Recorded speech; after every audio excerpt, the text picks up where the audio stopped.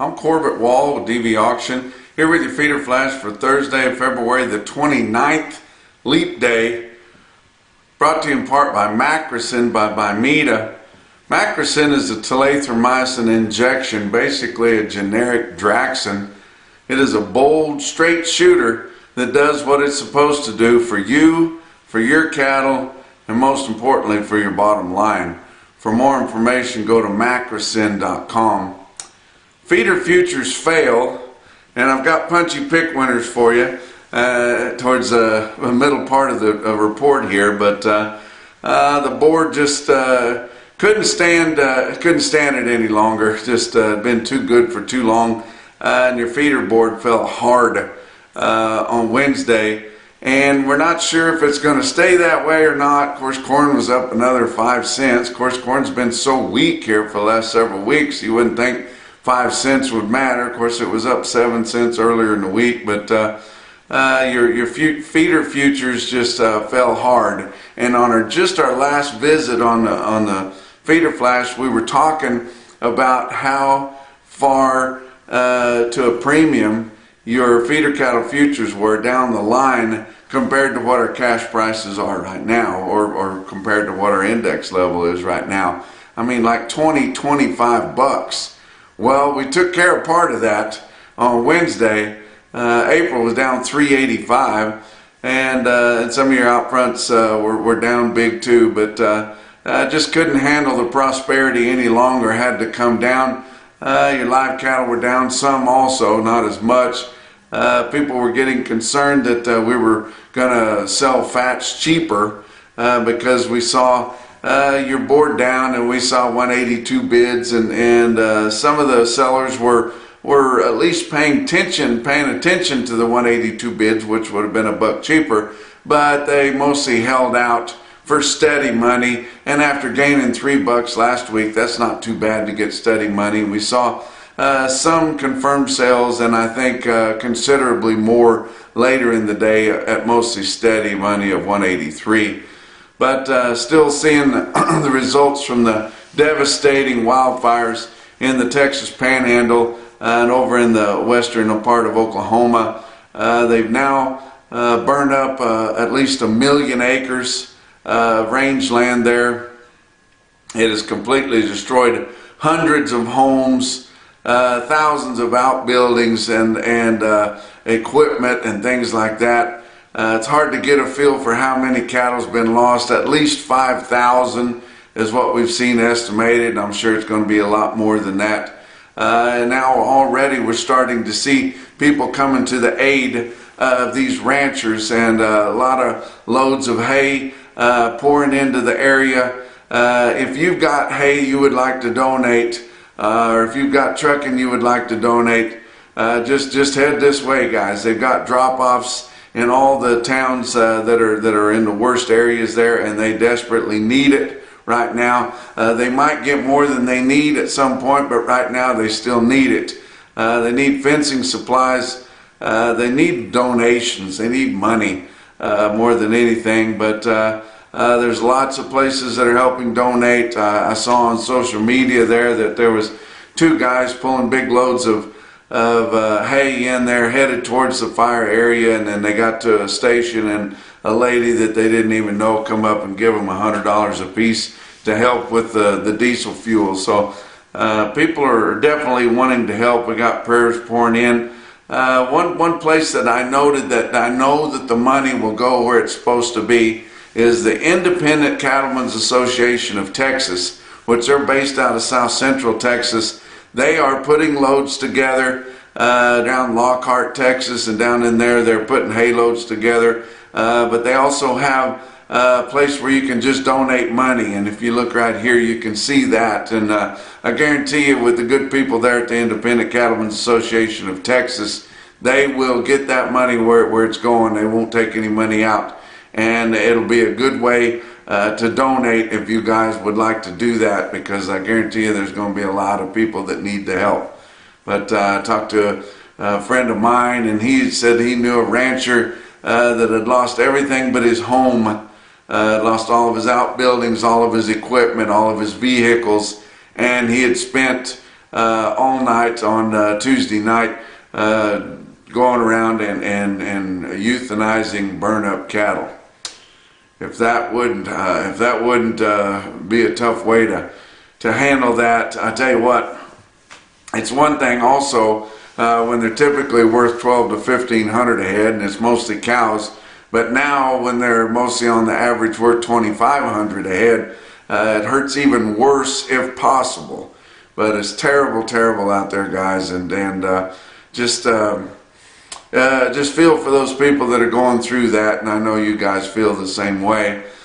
Give you a little bit of news. Missouri Prime Packing there by Bolivar, Missouri, there at Pleasant Hope, Missouri, is planning on closing in April. We don't know if it's forever or if it's just temporarily, but I'd say that it's going to be probably for quite a while, because they give notice to over 300 employees that they're no longer going to be operating that plant. We hear that it's mostly due to an issue with runoff of their wastewater, and they're going to have to do a lot of expensive stuff to fix that, which probably should have been fixed already. But we hate to see those new plants not being successful or not being able to continue. That plant, when they first started, it was going to be slaughtering a lot of fed steers and heifers. They got a lot of state money because Missouri was trying to get some processing in there. But as most of those smaller plants find out, there's a lot more money in the cows than there are on the steers and heifers. There's not much margin there. So they were slaughtering mostly cows. But they're going to be going offline here before too long. Some other legal news there. Your New York Attorney General, the one that was so dramatic and looked like she had practiced her speech about Trump, she's the one that got Trump fined $355 million, which now we're hearing it's going to be $464 million with interest. But Letitia James, she's just all about, she thinks there's endless supplies of money out there, and she's actually going after the farmer's friend this time, JBS. And she is suing JBS, I guess, at her position as a New York Attorney General, for misleading the public about the impact of climate change by cattle, and said that they were overstating or falsely stating their sustainability claims. I'm not sure, you know, we can hear people talking about how cow farts and cow burps are ruining the globe, but I have yet to see any facts about it that's going to convince me. I've been in big cities, and I see the smog, and I see the quality of the air, and I've been in a lot of big feedlots. There might be an odor right there, but the quality of the air is not bad. I don't claim that, and I'm interested to see what goes on with that, but it just seems like any kind of a liberal deal just gets pushed right through up there in New York. So we'll see what happens with that, and she may have another one of her soap opera entertainment statements to give there that she is getting so popular for. I want to give you guys rundown on our Punchy Pics of the month. It's the last day of the month, and we give the Punchy Pics of the month. The last several months we've been giving credit to the Kids Corral, and so we're gonna start out with the Kids Corral. Third place, and we got tons and tons of Punchy Pics this time. Jason Ronci, my co-worker that sorts those out for me, he wanted me to give you guys a little bit of a hint there, the best way to do better in your Punchy Pics. They would like to have kind of a short synopsis of what's going on, give your location and your ranch name. We don't like to have people that are deliberately posing for pictures for the most part, and please, only one Punchy Pic per month. You know, we'll take them every month, and it doesn't cost anything to enter, but we get multiple pics from one person. That's just too much, guys. But on the Kids Corral, third place goes to Kurt Wibke. I hope I'm saying that right. Wibke. That's 16-month-old Warren Wibke, I would assume. He's looking over the steers out there at Caledonia, Minnesota. So I thought that was a pretty good pick. He's sure dressed up and he's got a serious look on his face as if he sees something out there that's not quite right. But second place in the kids' corral is Brent Clark Farms. This is 6-year-old Baylor cutting out ear tags and helping process those cattle as they come in. And that's in Conover, Ohio, guys. And I thought that was a cool kids' corral pick there. The winner, and it's just bragging rights right now. We've talked to several people about maybe putting some kind of a prize together for the kids' corral, but we haven't decided on it yet. But the number one pick for the kids' corral is Holly Reimers. This is granddaughter Stella, who's 10 years old, and she loves to process cattle, and her favorite part of the job is flipping the calf table over and holding it down while they work that calf. That's in Orland, California, guys. So congratulations to Holly there, and we're having fun with the kids' corral. Now on to the punchy pick of the month. Had a lot of punchy picks this time. It was hard to pick the winner, but we've got them here, the top three. Going to give you the third place punchy pick of the month. Comes to us from Brad Brooks at the Brooks Plantation on the Tennessee River. They had over 7 inches of snow and got down to 2 degrees, which is not the norm there, but hey, he was out checking his cows and found a calf. And I noticed this, a lot of times you'll see a newborn calf up in the front seat of the pickup getting some heat there. But this was a 200-pound calf that had wandered out on a pond and broke through. He had got that calf out of the pond, and actually that calf rode around in the pickup all day long with the heat on. He ended up turning it back with Mama there before dark, he said. But he said that calf was really taken to his bluegrass and gospel music there in the cab of that pickup. And I thought that was a pretty punchy pick there from Brad Brooks. Second place goes to C.J. Lewis. This is at the Russell Osborne Ranch there in Runge, Texas. He had roped and was dragging this big Charolais in the back of that trailer there, and the horse's feet got out from under him, landed flat there, but luckily 2D Cruz and Roxy still had a hold of that Charolais, so it didn't get away from them. But that's a pretty punchy pick right there, guys. The number one pick and the winner of all the prizes, the Beaver Feed swag, the Beaver County Stockyard swag, and then of course the whole case of Fair Piece is going to be sent to John Hilliard. John Hilliard, he had a calf stranded out on a icy pond there. He called a buddy to come out and help him rope that calf and get it off. And I tell you what, if it is as cold as it looks in this picture, that is a pretty tough pick right there, guys. But I know how cold it can get because that's my old stomping grounds, Union Star, Missouri.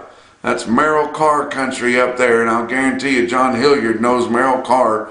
But congratulations to John Hilliard for having the punchy pick of the month come in, and we hope that he enjoys all the prizes, and I hope he finds some value in that whole case of Fair Piece. And if you're a neighbor, you can probably glom onto some of that Fair Piece if you get to him before he uses it all up.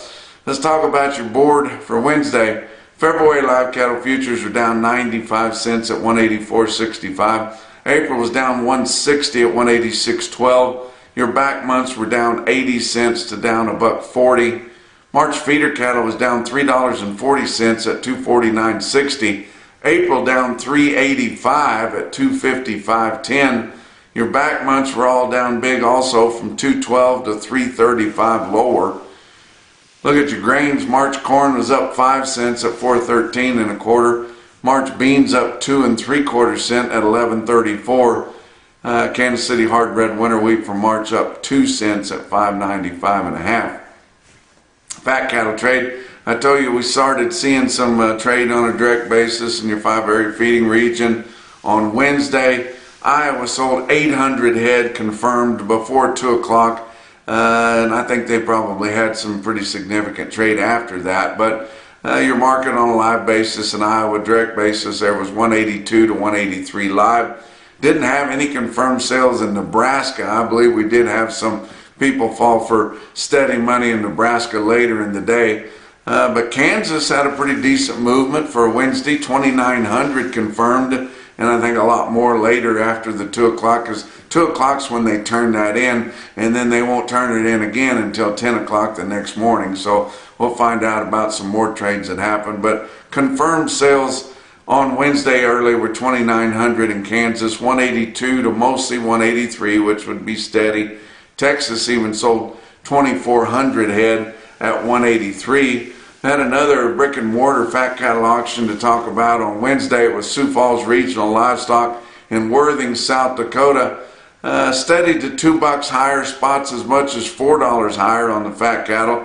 Said the trading was active with a lot of bidding, both from the seats and on DVAuction for those fat cattle that were offered there. A lot of loads on hand and then some smaller groups also. But the conventional fed cattle sold from 177 to 188.50 with programmed, non-implanted or drug-free cattle up to 189.50. Box beef cutout values were higher on Wednesday, and they're getting them up there. I tell you what, these packers, they get to price the product that they're selling and the cattle that they're buying. That would be pretty nice to be able to control both ends of the trade there. But box beef cutout values, choice was up 129 on Wednesday afternoon at 303.03, and selects are up 254 at 292.94. So they're gaining ground there, and it's probably going to get them out of the red ink. Slaughter so far up through the first 3 days of the week, looking pretty good. They keep saying that this week they're really going to cut back on the slaughter, but first 3 days of the week, 372,000. That's 23,000 more than the disappointing week last week, and only 3,000 less than the same week a year ago. Talk about your feeder cattle market. Your real-time index on DVAuction late in the day on Wednesday, based on an 800-pound cash auction steer up through your middle 12 states, sitting at 247.84, up another 18 cents. I tell you what, they were still going after them, guys. And even though the board was down big on Wednesday, especially your feeder board, your cash feeders in your auctions were dollars and dollars higher again, and reaching new record levels that I'm going to tell you about here in just a second. But it didn't phase them a bit. Your latest CME cash feeder cattle index quote come out at 246.80, but it'll be going up also the next time that it refreshes there. Talk about your big sales on Wednesday. OKC West, El Reno, Oklahoma, they had 9,100 head for their 2-day sale with the calves on Tuesday and the bigger feeders on Wednesday. Feeder cattle sold steady to $5 higher, spots as much as $10 higher on the feeder heifers. Steer calves on Tuesday were steady to $4 higher. Heifer calves were mostly steady to as much as $5 lower on your heifer calves. They'd gotten kind of wild last week, but stick out sale in El Reno was 68 steers on Wednesday, weighed 800 pounds and bring 248. That's a top quote anywhere, guys. It happened right there in El Reno, Oklahoma. How about winter livestock in Dodge City, Kansas? They had 3,300 head there, and it was wild again. The middleweight cattle, which were the best tested, the really lightweights weren't so much tested, and the big heavy ones weren't quite as much tested, but the middleweight cattle kind of from 500 to 800 pounds sold mostly from 7 to as much as $20 higher, as called by insufficient market reporters there at Federal State Market News in Kansas. But your NationalBeefWire stick-out sale of the day come out of Stockman's Livestock Market in Yankton, South Dakota. We always talk about their fat cattle auction. We don't always talk about their feeder cattle auction, but we are today. Look at this automated market report from Yankton there on Wednesday, and you look at your best tested weights, and they're right in the middle weights there. How about 737 head of 7-weight steers there in Yankton, South Dakota? They had a weighted average weight of 743 pounds and a weighted average price of $270.20. Big time quote there. How about just over 500 head of 8-weight steers in Yankton? They averaged 830 pounds with a weighted average price on all of them of $246.42. Wow. How about the heifers? 602 head of 7-weight heifers averaged 743 at $239.46, and 527 head of the 8-weight heifers averaged 844 pounds with a weighted average price of $218.45. Give you some stick out deals, and they were extreme stick out deals. Any of them could have been your top quote. But I saw a big long string of heifers in Torrington at Torrington Livestock Markets in Torrington, Wyoming there. The market reporter on the Federal State Market News Report did not have them flagged replacements. Not sure if he knows, her knows what that is, but they were not flagged as replacements. I'm kind of thinking they might have been, or at least purchased to sort some replacements out of. But they're 348 head of 618 pound heifers in Torrington, Wyoming, and they bring $283.75. 2 weeks ago, steers wouldn't bring that, guys. But your next best quote there for your individual quotes come out of Stockman's Livestock Market in Yankton, South Dakota. It was an individual quote of 80 steers, weighed 672 at $298.50. My goodness. But the best quote that I saw anywhere on Wednesday, and your Macrocin No BS top quote for the day, was in an extreme stick out sale from an extremely high stick out auction at Sydney Livestock Market Center in Sydney, Montana. They had 6,700 cattle there, guys. That is a growing market there. And I talked to Terry Moe just because I wanted to confirm that this actually happened. They had some heavy 7-weight steers that sold really well. And I don't know if the same buyer and these were going with them, but it was 52 steers in Sydney, Montana. They weighed 817 pounds and bring $264. And that's your feeder flash for Thursday.